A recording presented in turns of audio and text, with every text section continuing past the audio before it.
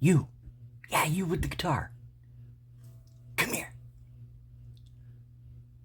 I want to let you in on a little secret. Did you know that if you can play 3-finger power chords, you can play bar chords?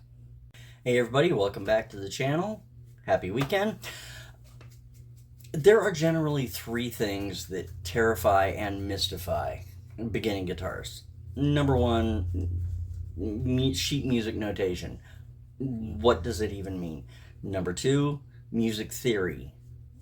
Yeah, it can be pretty intimidating. Maybe we'll get into that at another point. And number 3, the dreaded bar chord. We all tend to shy away from them, but I'm here to tell you that they're really not as scary as they seem. So grab your guitars, sit back, relax, and let's dig into it. So the first thing we're going to want to do is revisit the power chord that I showed you last week. Take your first finger, place it on the E string at the 3rd fret. Take your ring finger, put it on the A string, 5th fret, and your pinky on the D string just below that on the 5th fret. Creates your power chord.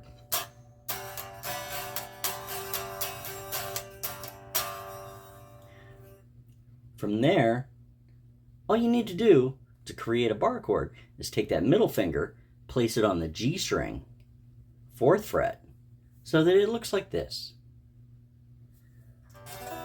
Changes the tone a little bit, adds a new note. And then the final step is take that first finger and flatten it. Put it across all the strings as close to that fret as possible.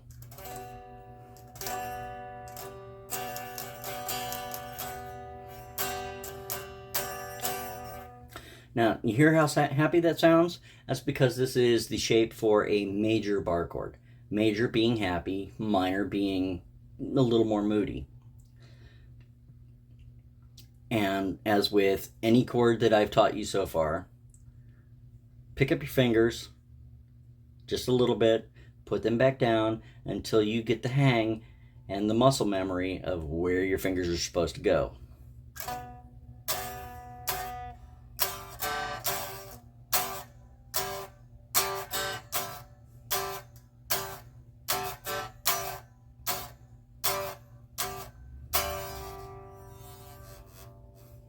Now the nice thing about this one is because your first finger is now the nut, you can play this anywhere. And it'll be a good major chord.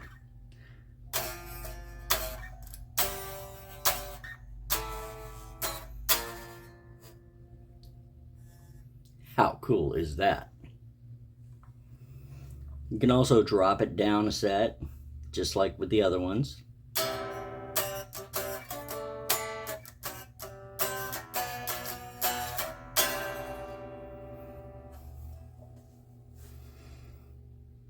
Now, while we're at it,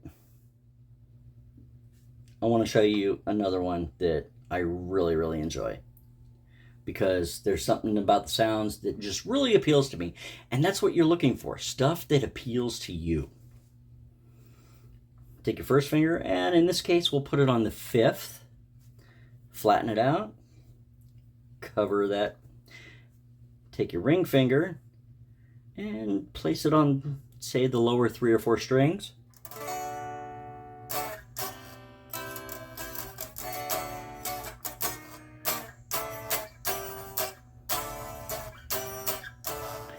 Also a bar chord because you have strings barred.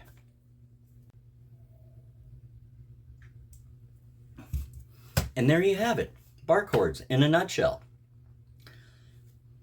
I would like to state that there are many other chords, be them open or barred, different types, that I haven't covered because I'm just trying to show you the basics, something to get you going. If you want to delve into it more, I recommend getting a hold of chord charts. Get a hold of a chord book. something that'll teach you the other configurations, and then I want you to explore. I want you to discover. Mainly, the reason I teach the way that I do, I keep things in a general sense. I don't want to get into specifics at this moment because, well, think of it this way. Look back to when you were a child. You didn't know anything yet, but you explored, you discovered, you created, and it was fun. Fun is what it's all about. That's the reason they call guitar playing. It's playtime.